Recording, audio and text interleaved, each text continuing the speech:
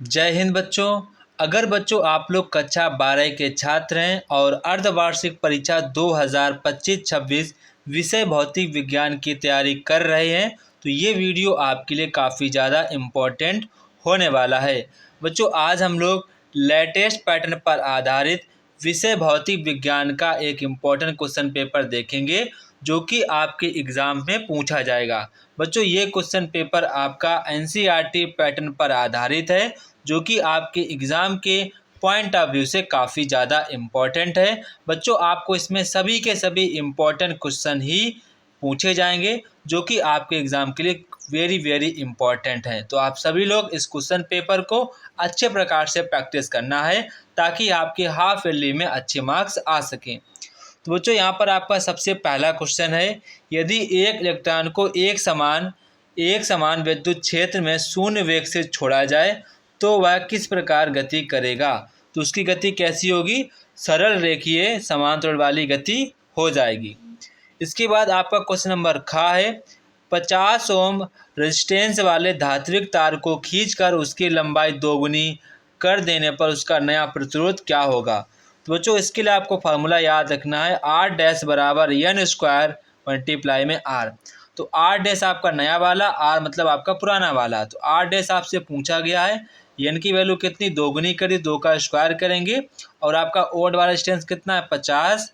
तो ये हो जाएगा 4 मल्टीप्लाई 50, तो आपका आंसर आ जाएगा 200 ओम। कितना आ जाएगा, आपका आंसर हो जाएगा 200 ओम। तो यहाँ पर आपका ऑप्शन नंबर 4 वाला करेक्ट आंसर हो जाएगा। इसके बाद आपका क्वेश्चन नंबर नेक्स्ट है, एक इलेक्ट्रॉन वोल्ट की इकाई होती है। तो एक इलेक्ट्रॉन वोल्ट की इकाई यहाँ पर क्या होती है, वो ऊर्जा की इकाई होती है। इसके बाद क्वेश्चन नंबर नेक्स्ट है, अपवर्तन की घटना कौन सी राशि अपवर्तित रहती है। जब आपकी अपवर्तन की घटना होती है तो उसमें कौन सी राशि आपकी अपवर्तित रहती है, वो यहाँ पर आपसे पूछा गया है। तो वो राशि आपकी रहेगी प्रकाश की आवृत्ति। जो प्रकाश की आवृत्ति होती है वो नहीं बदलती है। इसके बाद कह रहे हैं कि प्रिज्म के न्यूनतम विचलन कोण का मान निर्भर करता है। इसका आंसर हो जाएगा प्रिज्म कोण तथा अपवर्तनांक पर। ठीक है, प्रिज्म कोण और अपवर्तनांक पर निर्भर करता है कि उसका कोण न्यूनतम होगा या फिर अधिकतम होगा। ठीक है, इसके बाद दो वेवलेंथ का यहाँ पर जो अनुपात है वो 4:1 है, तो उनके आयामों का अनुपात क्या होगा। तो A1/A2 की आपसे वैल्यू पूछ रहे हैं। तो इसका जो हमारा फार्मूला होता है, हमारा जो इसकी वैल्यू है उसको आपको अंडर रूट निकालना है, तो 2/1, तो इसका आंसर हो जाएगा 2:1। क्या हो जाएगा, 2:1 आपका करेक्ट आंसर हो जाएगा। इसके बाद आपका नेक्स्ट क्वेश्चन है, खंडवा में निर्वात की चुंबकीयशीलता की विमा व मात्रक लिखिए। तो मात्रक इसका होता है हेनरी पर मीटर और इसकी जो विमा होती है m⁻1, l⁻1, t⁻², a⁻²। तो ये इसका फार्मूला हो जाता है। व्हीटस्टोन ब्रिज सेतु का संतुलन शर्त आपको लिखनी है। सभी को पता है P/Q R/S इसके इक्वल होता है। इसके बाद गोलीय संधारित्र की धारिता का आपको यहाँ पर सूत्र लिखना है। गोलीय संधारित्र धारिता का सूत्र, तो इसका क्या होता है, C बराबर 4πε0R। ये हमारी गोलीय संधारित्र की धारिता का सूत्र होता है, जहाँ पर आपका R बराबर यहाँ पर आपका गोले की रेडियस है और R जो आपका ε0 है ये आपकी निर्वात में विद्युत पारगम्यता का मात्रक है। ठीक है, इसके बाद नेक्स्ट यहाँ पर देखेंगे, एक उत्तल लेंस की क्षमता 2 डायोप्टर है, तो इसकी फोकस दूरी आपको ज्ञात करनी है। तो फोकस दूरी का फार्मूला होता है 100/P। तो 100 यहाँ पर लिखेंगे, P की वैल्यू 2 दी गई है, तो फोकस दूरी आपकी 50 सेंटीमीटर यहाँ पर आ जाएगी। इसके बाद मानव नेत्र की संवेदन क्षमता क्या होती है। तो मानव नेत्र की संवेदन क्षमता 25 सेंटीमीटर मतलब की होती है। ठीक है, मतलब कि यह दूरी न्यूनतम दूरी है जिस पर आंख स्पष्ट रूप से देख सकती है। एम्पियर का यहाँ पर आपको नियम लिखना है, परिपतीय नियम लिखना है। तो यहाँ पर आपको लिखना है डेल्टा, यहाँ पर B का वार डॉट DL, इसके बाद इक्वल आपको μ0 एम्पियर। ये हमारा एम्पियर का परिपतीय नियम होता है। इसके बाद आपका नेक्स्ट क्वेश्चन है, प्रत्येक प्रश्न आपका 2 अंक का रहेगा। वैद्युत फ्लक्स क्या, आपको इसका मात्रक लिखना है। खलाबंद संबंध से आप क्या समझते हैं? दो उत्तल लेंस प्रत्येक की फोकस दूरी 20 सेंटीमीटर है, संपर्क में रखे गए हैं, तो यहाँ पर कह रहे हैं कि संयुक्त लेंस की यहाँ पर आपको फोकस दूरी ज्ञात करनी है। चुंबकीय बल रेखाओं और वैद्युत बल रेखाओं में आपको अंतर स्पष्ट करना है। जब भी बच्चों आपसे अंतर पूछा जाए तो हमेशा यहाँ पर ऐसे आपको अंतर इसको देना होगा। एक तरफ आप लिखेंगे चुंबकीय बल रेखाएं, एक तरफ आप लिखेंगे वैद्युत बल रेखाएं, फिर आपको यहाँ पर अंतर लिखना है। ठीक है, इसको आपको ध्यान रखना है।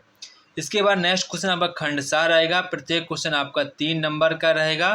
तो यहाँ पर कह रहे हैं उस विद्युत क्षेत्र की तीव्रता ज्ञात कीजिए जिसका जो 0.001 मिलीग्राम द्रव्यमान की तेल की बूंद जिस पर 3 इलेक्ट्रॉन आवेश को संतुलन में बनाए रखे।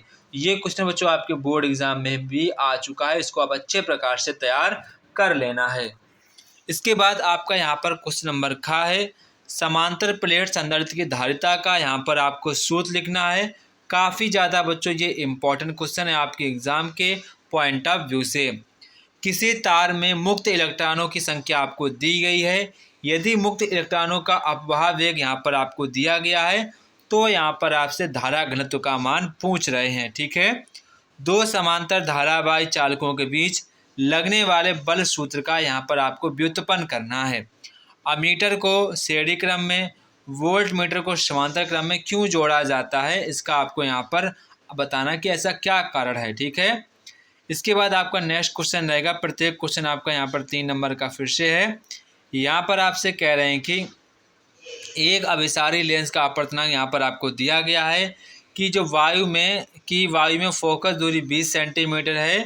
जब इसे जल में डुबाया जाता है, यहाँ पर आपको जल का अपवर्तनांक भी दिया गया है, तो इसकी फोकस दूरी तथा अभिसारी क्षमता पर क्या प्रभाव पड़ेगा। वेरी वेरी इंपॉर्टेंट क्वेश्चन आपके एग्जाम के पॉइंट ऑफ व्यू से। ये भी क्वेश्चन आपके बोर्ड एग्जाम में पूछा गया क्वेश्चन है। किसी प्रिज्म के लिए आपतन कोण और विचलन कोण का ग्राफ बनाइए। विचलन कोण का न्यूनतम मान कब होता है वो यहाँ पर आपको बताना है।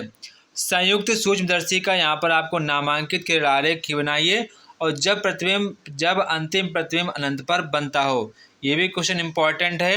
यंग के द्विचर प्रयोग में 4000 एंगस्ट्रॉम तरंगदैर्ध्य के प्रकाश का उपयोग किया गया है। यदि पर्दा 2 मीटर दूर है और प्रिज्म की चौड़ाई 0.6 मिमी प्राप्त होती है, तो यदि संपूर्ण यंत्र का अपवर्तनांक के द्रव में डुबो दिया जाए तो प्रिज्म की चौड़ाई आपको ज्ञात करना है। बच्चों काफ़ी आसान क्वेश्चन है, जितना बड़ा है उतना ही आसान क्वेश्चन है, इसको आपको अपने हिसाब से क्वेश्चन को करना है। ठीक है, इसके बाद नेक्स्ट क्वेश्चन यहाँ पर देखेंगे, अपवर्तनांक के विवर्तन की व्याख्या दीजिए। एक पतली झर्री द्वारा उत्पन्न विवर्तन प्रतिरूप की तीव्रता का यहाँ पर वितरण का यहाँ पर आपको आरेख बनाना है। ठीक है, एक समान विद्युत क्षेत्र में स्थित वैद्युत द्विध्रुव पर लगने वाले बल और आघूर्ण का यहाँ पर आपको व्यंजक प्राप्त करना है। ये भी बच्चों काफ़ी ज़्यादा इम्पोर्टेंट क्वेश्चन है आपके एग्जाम के लिए। इसके बाद नेक्स्ट आपका क्वेश्चन यहाँ पर है, यहाँ पर कह रहे हैं कि आपका क्वेश्चन नंबर 7 अंक का रहेगा। गाउस का प्रमेय आपको उल्लेख करना है। इसकी सहायता से एक समान रूप से आवेशित अनंत लंबाई के सीधे चालक के पास वैद्युत क्षेत्र की तीव्रता के लिए आपको व्यंजक प्राप्त करना है। अथवा में आपसे कह रहे हैं कि किरचॉफ के नियम को स्पष्ट कीजिए। उपयुक्त चित्र द्वारा उनके उपयोग को आपको समझाना है। बच्चों ये भी क्वेश्चन आपके एग्जाम के लिए काफ़ी ज़्यादा इम्पोर्टेंट है, इसको आप अच्छे प्रकार से तैयार कर लेना। दोनों ही क्वेश्चन आपके बोर्ड एग्जाम में आए हुए हैं, तो आप इनको अच्छे प्रकार से तैयार कर लेना है। इसके बाद नेक्स्ट यहाँ पर आपका क्वेश्चन है 7 नंबर का क्वेश्चन है। कह रहे हैं कि यहाँ पर तरंगाग्र किसे कहते हैं। हाइगेंस के द्वितीयक तरंगिता सिद्धांत की सहायता से तरंगों के अपवर्तन की आपको यहाँ पर व्याख्या करनी है। ये इतना ज़्यादा इम्पोर्टेंट क्वेश्चन नहीं है। अथवा में आपसे यहाँ पर कह रहे हैं चुंबकत्व का प्रामाणिक मॉडल क्या है, इसके आधार पर लौ चुंबकत्व की आपको व्याख्या करनी है। तो ये बच्चों क्वेश्चन आपके एग्जाम के लिए इम्पोर्टेंट है। तो बच्चों ये था हमारे क्लास 12 का भौतिक विज्ञान का एक इम्पॉर्टेंट क्वेश्चन पेपर, जो कि आपके एग्ज़ाम के लिए काफ़ी ज़्यादा इम्पॉर्टेंट है। अगर बच्चों आप लोगों ने इस क्वेश्चन पेपर की अच्छे प्रकार से प्रैक्टिस कर ली तो बच्चों आपके एग्ज़ाम के में 100% मार्क्स आने के चांसेस रहेंगे। तो जय हिंद बच्चों, फिर मिलते हैं अपने नेक्स्ट वीडियो पर। तब तक के आप सभी बच्चों को जय हिंद।